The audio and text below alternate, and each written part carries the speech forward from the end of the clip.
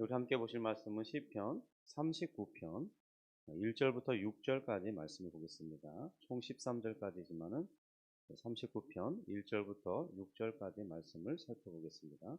우리 표제부터 같이 읽습니다. 다윗의 시, 인도자를 따라 여두둔 형식으로 부르는 노래. 내가 말하기를 나의 행위를 조심하여 내 혀로 범죄하지 아니하리니 악인이 내 앞에 있을 때에 내가 내 입에 재갈을 먹이리라 하였도다. 내가 잠잠하여 선한 말도 하지 아니하니 나의 근심이 더 심하도다. 내 마음이 내 속에서 뜨거워서 작은 소리로 읊조릴 때에 불이 붙으니 나의 혀로 말하기를 여호와여 나의 종말과 연한이 언제까지인지 알게 하사 내가 나의 연한을 알게 하소서. 주께서 나의 날 한 뼘 길이만큼 되게 하심에 나의 일생이 주 앞에는 없는 것 같사오니 사람은 그가 든든히 서 있는 때에도 진실로 모두가 허사 뿐이니이다. 진실로 각 사람은 그림자같이 다니고 헛된 일로 소란하며 재물을 쌓으나 누가 거둘는지 알지 못하나이다. 아멘. 네, 우리의 삶을 특징지어서 말해보라고 한다면 우리는 마치 경주장에 달려가는 그런 경주마 같지 않나 싶습니다. 모두 앞만 보고 바쁘게 달려가고 있죠. 성공하고 싶은 갈망이 생기고 지금보다 더 부하고 더 좋은 것을 누리고 싶은 열망을 가지게 되면요. 사람은 물불을 가리지 않고 열심히 달려가는 것 같습니다. 때로는 그 모습이 좋아 보이기도 하고 부럽기도 하고 그 자신의 능력들이 좋고 기초 체력이 좋은 사람들, 그런 사람들, 또 성격도 좋고 무엇이든지 도전 정신을 가지고 달려드는 그런 사람들, 그래서 많은 성과를 내는 그런 사람들을 보면 부럽기도 합니다. 그런데요, 과연 그것이 전부일까요? 사람은 이런 것 같아요. 1억을 가지기까지는 좀 버거워하는 것 같습니다. 그런데 1억을 성취하고 나면요, 조속하게 2억을 누리고 갖고 싶은 그런 열망을 가지는 거예요. 그러면서 이제 또 채우고 나면 더 채우고 더 채우고 또 그런 것이 시너지 효과가 있어서 더 많은 것을 가지게 하는 기회를 제공하죠. 그렇게 되면 사람은 이제 더 큰 꿈을 가지면서 더 많은 것을 가지고 누릴 수 있다고 생각하게 되는 것 같습니다. 그런데 이것이 마치 우리 목마른 입에 소금물을 붓는 것 같은 그런 역할이라는 사실을 우리가 볼 필요도 있을 것 같습니다. 사람이 그럴 때 생각하지 못하는 변수가 있어요.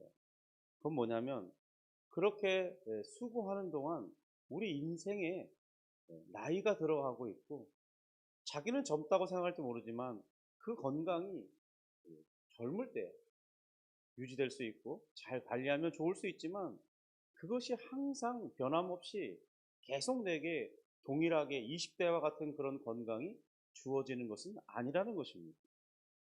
그런데 우리는 마치 그런 성공의 가도를 막 달릴 때, 성취를 나타낼 때는 이런 것이 항상 나를 받쳐줄 거라는 전제를 가지고 달린다는 것에 문제점이 있습니다.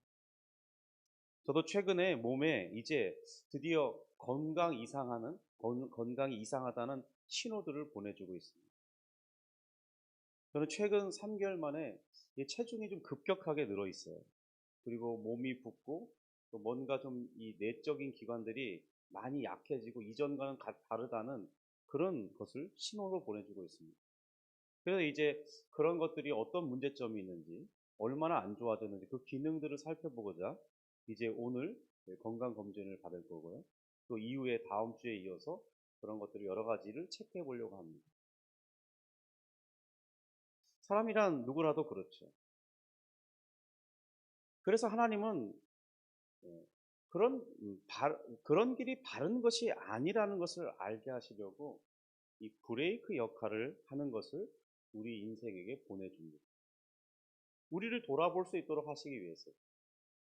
예를 들면 질병이나 무엇인가를 잃어버리게 되는 상실이나 또 예상치 못한 시련을 통해서 그런 일을 하신다는 겁니다. 근데 그렇지 않으면요.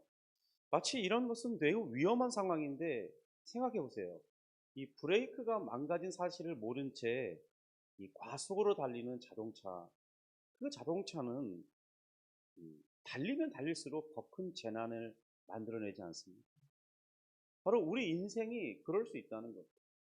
성공을 향해서, 더 큰 부와 여유를 향해서 달릴 때 한참 성과를 막 두드러지게 나타내고 있을 때 이 브레이크를 밟는다는 것은 이 화가 나는 일이 될 수도 있습니다. '아 왜 멈춰야 되지? 조금만 더 하면 정말 내가 원하는 것을 이룰 수 있는데 왜 여기서 브레이크를 잡아야 되는가?' 이해할 수 없는 상황 때문에 화를 낼 수도 있어요. 왜 하필 이때냐는 거죠. 그런데 그런 일이 있지 않으면요. 우리는 우리의 인생이 되돌아볼 수 있는 기회를 얻지 못한다는 점을 생각할 수 있어야겠습니다. 인생에 찾아오는 어려움은 때로 우리에게 속도를 조절하게 해 주죠. 때로는 멈춰야 할 이 필요를 알려주는 귀한 경고등과 같은 역할을 합니다. 어쩌면 지금 다윗이 그런 상황 한복판에 있다는 것을 오늘 시가 잘 보여주고 있습니다. 오늘 시편 39편을 기록하고 있는 이 다윗의 상황은 우리가 정확히는 다 파악할 수 없습니다. 그러나 그가 어떤 극심한 고통 가운데 있다는 것을 보여주고 있어요. 우리 1절입니다. 1절 같이 읽겠습니다. 내가 말하길 나의 행위를 조심하여 내 혀로 범죄하지 아니하리니 악인이 내 앞에 있을 때에 내가 내 입에 재갈을 먹이리라 하였다. 이 다윗이 악인 앞에서 입을 다물고자 한 이유는 지금 그가 처한 상황이 좋지 않기 때문입니다. 무엇인가 숨기고 싶은 것이 있는 거죠.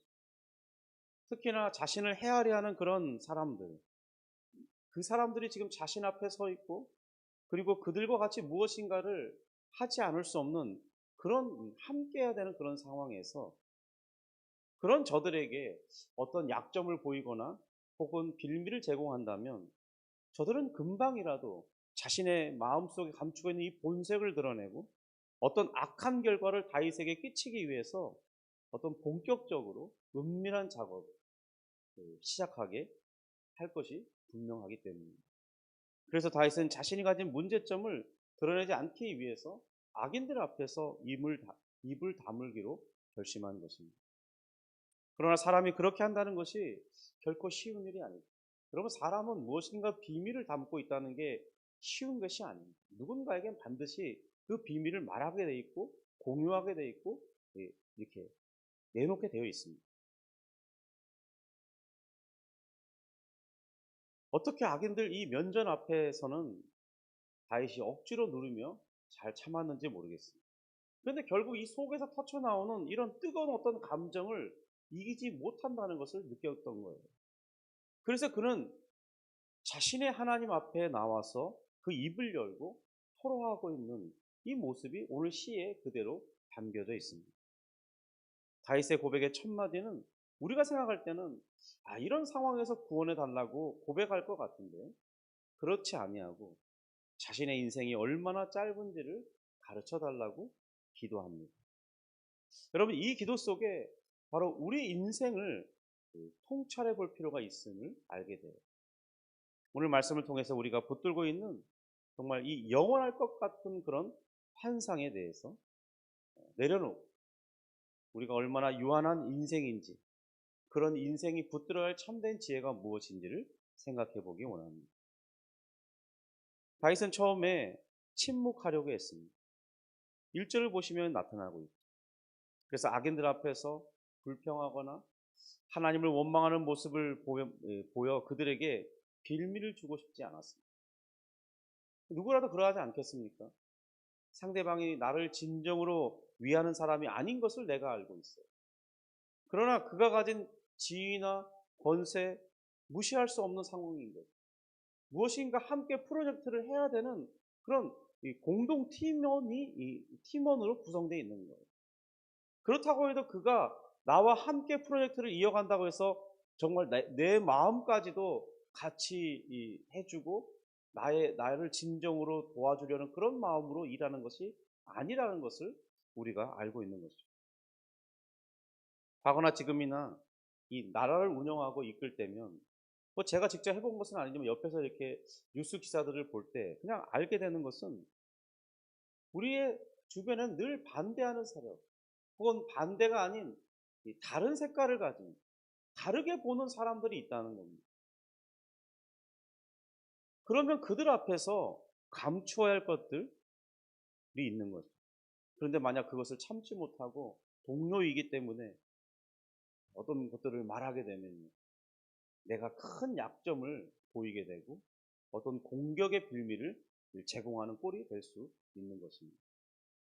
하지만 참으면 참을수록 또 그 고통도 깊어가는 거죠. 여러분 그래서 다윗이 마음속에서 불 붙는 것 같다는 그런 영적 갈등을 경험하고 있습니다. 3절입니다. 내 마음이 내 속에서 뜨거워서 작은 소리로 읊조릴 때에 불이 붙으니 나의 혀로 말하기를. 우리는 내 의지로 감정을 억누르고 이 상황을 통제할 수 있다고 믿습니다. 여러분 그런데 실상 우리가 그렇지 못하다는 것을 알아야 됩니다. 우리 대부분은 그렇게 잘 훈련된 존재가 아니에요. 어떤 그런 것들을 통제할 수 있는 능력을 제대로 갖추고 있지 않음을 알아야 됩니다. 우리는 생각하지 못하는 곳에 허술함이 있어요. 비밀을 누설하고 있음을 우리가 깨달아야 됩니다. 여러분이 보는 눈은 두 개지만 나를 보는 눈은 엄청나게 많다는 것을 알 수 있어요.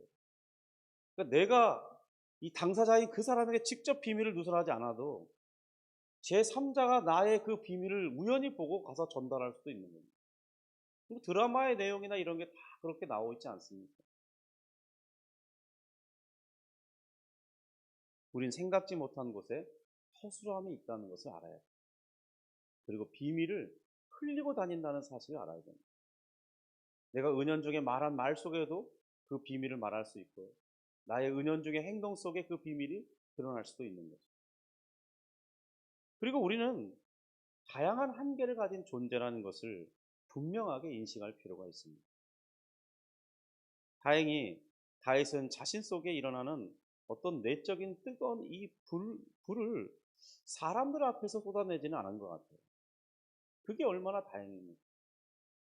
그런데 그는 그것을 쏟아낼 곳이 필요했는데 바로 다윗에게는 하나님이 있었습니다. 그래서 그는 사람들에게 쏟지 아니하고 하나님을 향해 자신의 입을 열었습니다. 여러분 우리는 가장 사랑하는 사람들에게조차도 어떤 것들을 말하지 못할 그런 것들이 있습니다.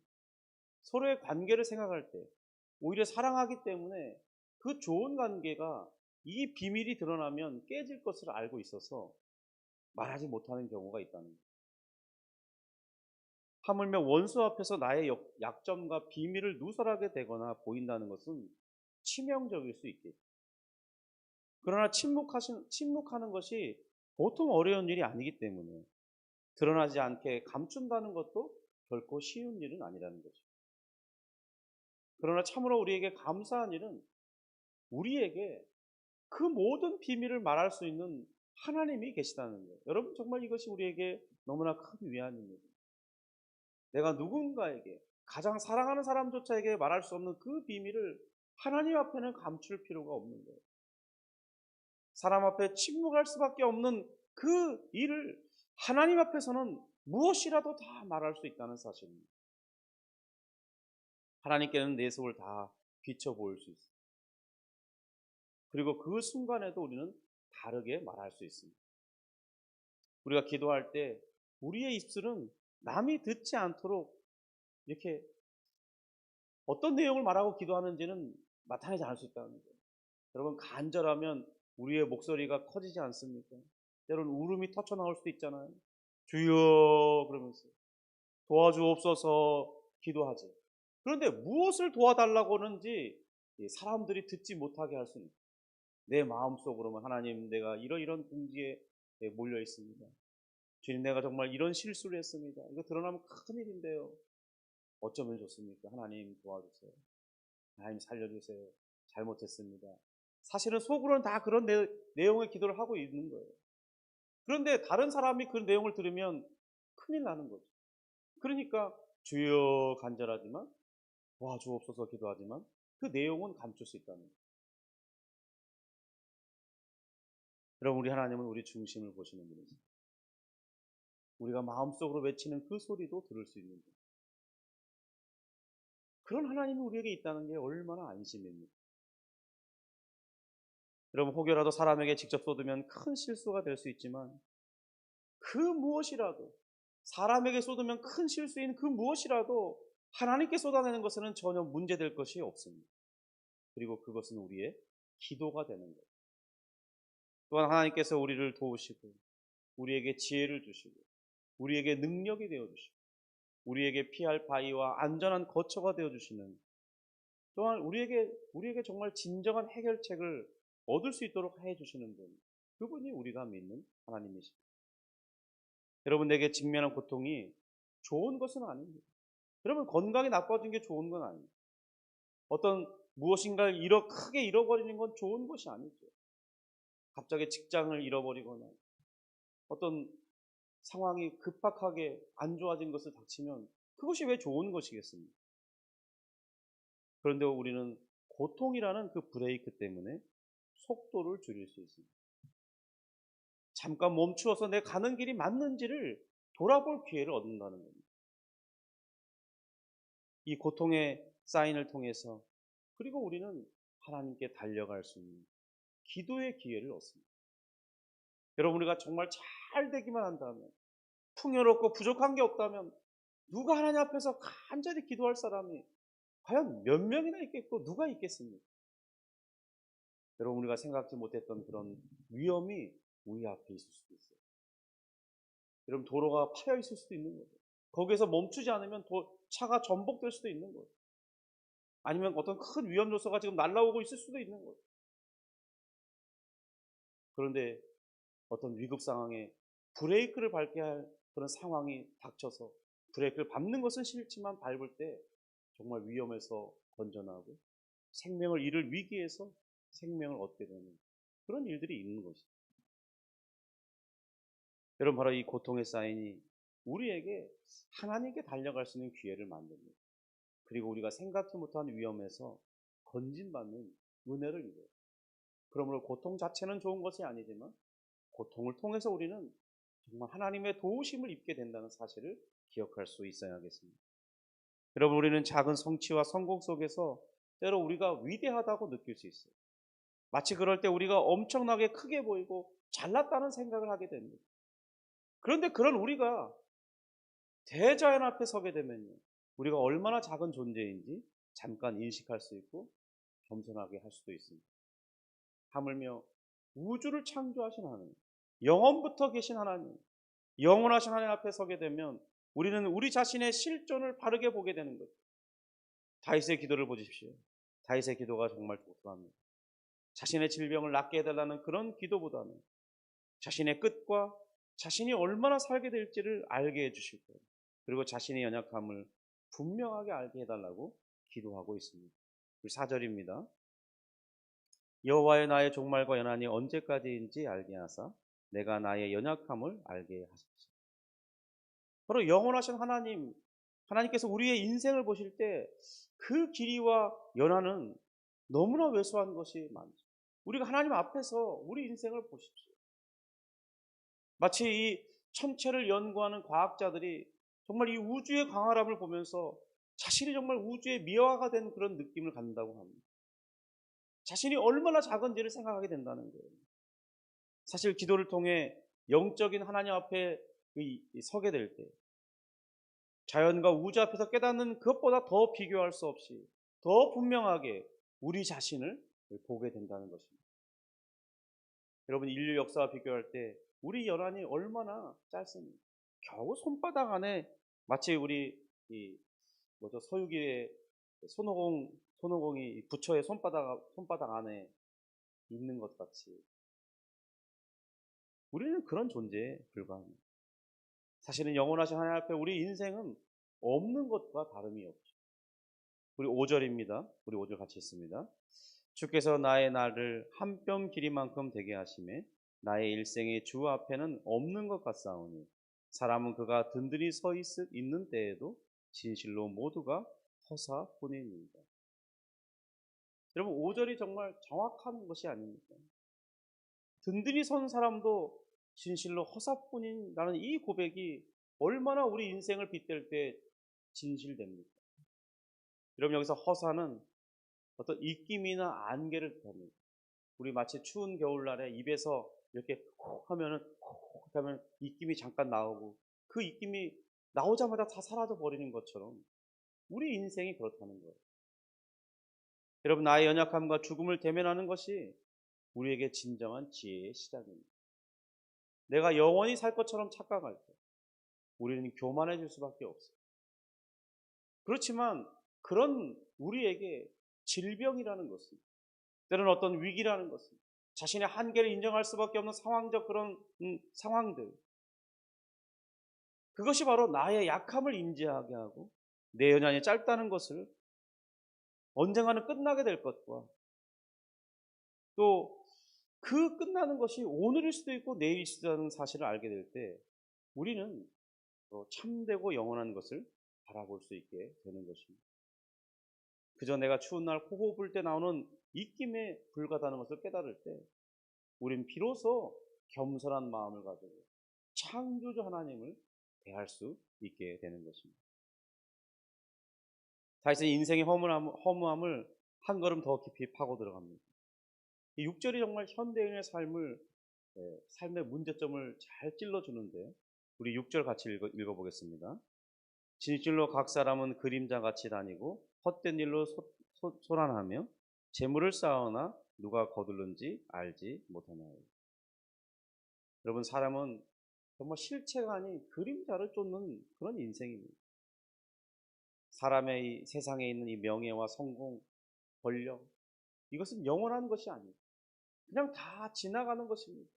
여러분 지나간 많은 정치인들을 보세요. 그들이 붙잡고자 했던 그 모든 것 정말 그들이 다 붙들었습니까? 지금도 누리고 있습니까? 다 지나가고 없잖아요. 이 경제계의 거물들을 보세요. 그들의 이름이 이제는 기억도 나지 않습니다. 최근 우리나라는 우리나라의 저력을 그대로 드러내주고 있어요. 정말 우리나라가 그동안 노력하고 쌓아온 실력들이 과금없이 드러나고 있는데 정말 대단한 우리나라가 발전하고 기술들을 갖고 있는 나라가 된 것 같아요. AI의 발전으로 인해서 그들의 어떤 필요에 의해서 우리의 어떤 이 산업의 저력이 과금없이 드러나고 있습니다. 그래서 이것이 어디서 나타나냐면 지금 주식에서 나타나고 있죠. 여러분 우리는 유례 없이 이 폭등하는 주식의 어떤 세계를 보고 있어요.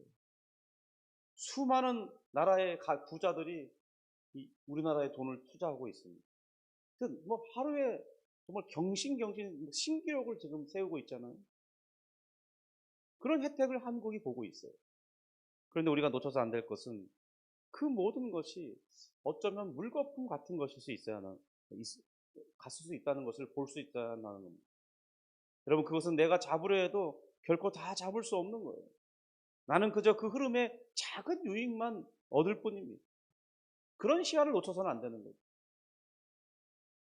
우리는 더 많이 쌓기 위해 소동하며 삽니다. 잠도 자지 않고 건강을 해치면서 재물을 쌓아 올립니다. 여러분 그런데 그것을 누가 거둘는지 누가 그 열매 혜택을 누리게 될지는 아무도 모르는 것입니다.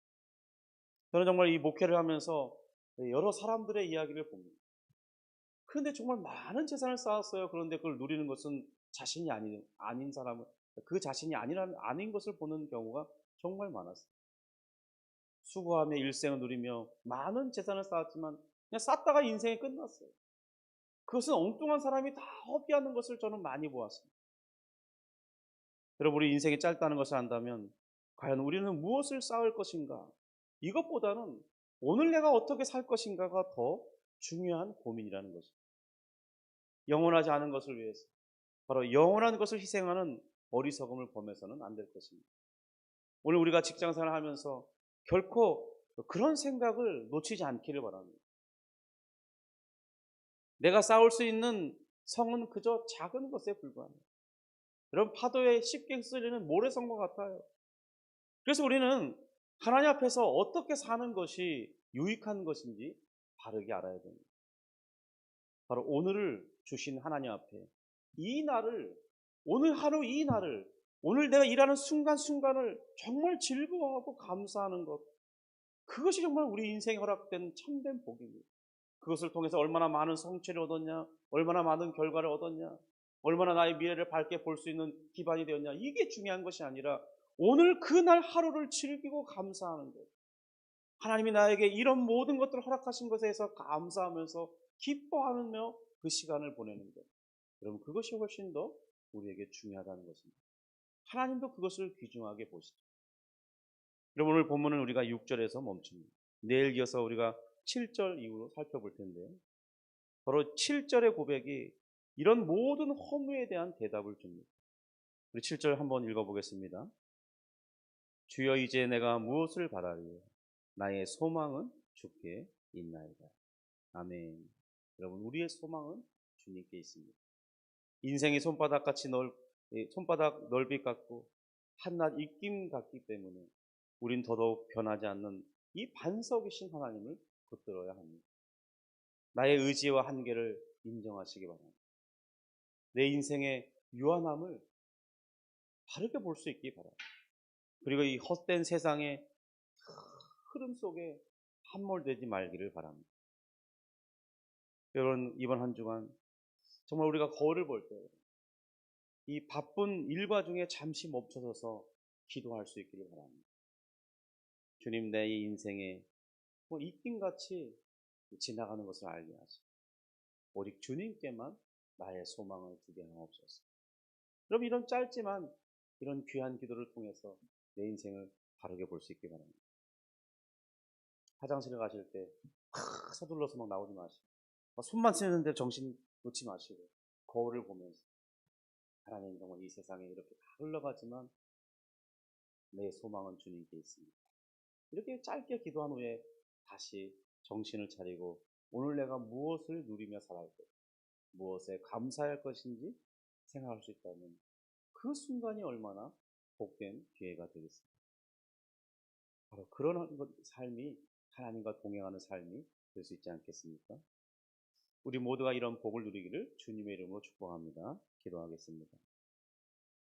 하나님 아버지, 감사합니다. 우리에게 하나님을 알게 하시고 하나님을 보여주시고 주의 말씀을 통해서 우리 인생을 조명할 수 있도록 인도해 주시니 감사합니다.